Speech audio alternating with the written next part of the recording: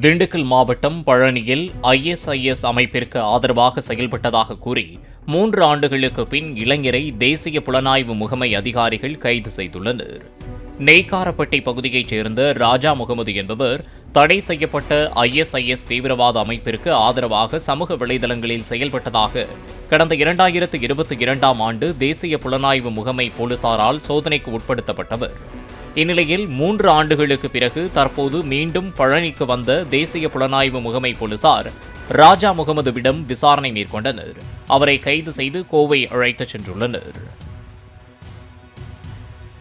Play store மற்றும் app ஸ்டோரில் இருந்து பாலிமர் செயலியை QR கோடு மூலம் பதிவிறக்கம் செய்யுங்கள். செய்திகளை உடனுக்குடன் பெறுங்கள்.